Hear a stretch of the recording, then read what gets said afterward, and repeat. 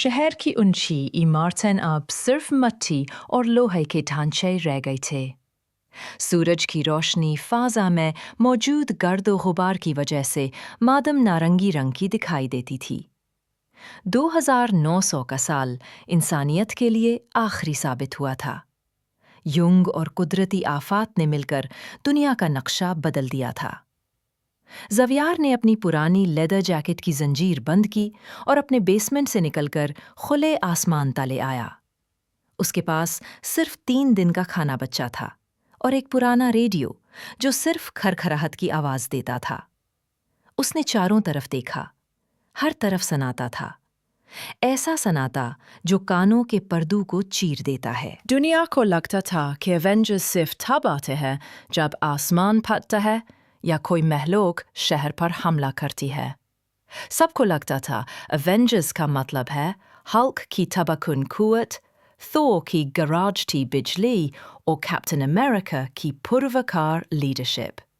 मगर बहुत कम लोग जानते थे कि एवेंजर्स का एक खुफिया हिस्सा भी था, एक ऐसा हिस्सा जिसका जिक्र किसी किताब या रिकॉर्ड में नहीं मिलता। इसे कहते थे साया मिशन। ये मिशन तब एक्टिवेट नहीं होता जब दुश्मन सामने खड़ा हो, बल्कि तब होता है जब दुश्मन अंधेरों में साए की तरह छुपा हो। एक रात निक फ्यूरी ने एवेंजर्स को एक ऐसी जगह बुलाया जो दुनिया के नक्शे पर मौजूद ही नहीं थी। कैमरा बिल्कुल अंधेरा था, सिर्फ एक होलोग्राम की रोशनी चेहरों पर पड़ रही थी। फ्यूरी की आवाज में पहले से ज्यादा संजीदगी थी। हाइड्रा वापस आ चुकी है, मगर इस दफा जंग मैदान में नहीं होगी। ये जंग दिमाग और राजों की है। टोनी स्टार्क, जो हमेशा माहौल को हल्का रखता है, मुस्कुराया और बोला, तो मतलब सूट के बजाय दिमाग का इस्तेमाल? ब्लैक विडो ने उसे घूरते हुए कहा, इस मिशन में तुम्हारा शोर शराबा नहीं चलेगा स्टार्क, हमें खामोशी चाहिए। एक रात निक फ्यूरी ने एवेंजर्स को एक ऐसी जगह बुलाया जो दुनिया के नक्शे पर मौजूद ही नहीं थी। कैमरा बिल्कुल अंधेरा था, सिर्फ एक होलोग्राम की रोशनी चेहरों पर पड़ रही थी। फ्यूरी की आवाज में पहले से ज्यादा संजीदगी थी। हाइड्रा वापस आ चुकी है, मगर इस दफा जंग मैदान में नहीं होगी। ये जंग दिमाग और राजों की है। टोनी स्टार्क, जो हमेशा माहौल को हल्का रखता है, मुस्कुराया और बोला, तो मतलब सूट के बजाय दिमाग का इस्तेमाल? ब्लैक विडो ने उसे घूरते हुए कहा, इस मिशन में तुम्हारा शोर शराबा नहीं चलेगा स्टार्क, हमें खामोशी चाहिए।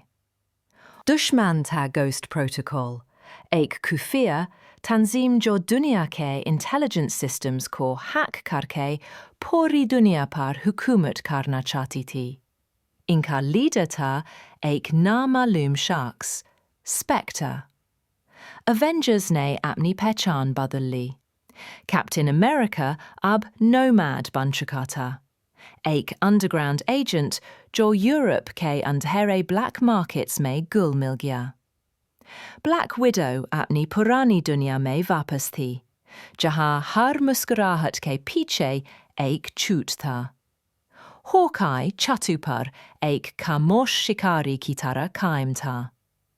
टोनी स्टार्क ने आयरन मैन सूट उतारकर मिनी गैजेट्स और इनविजिबल ड्रोन्स का सहारा लिया।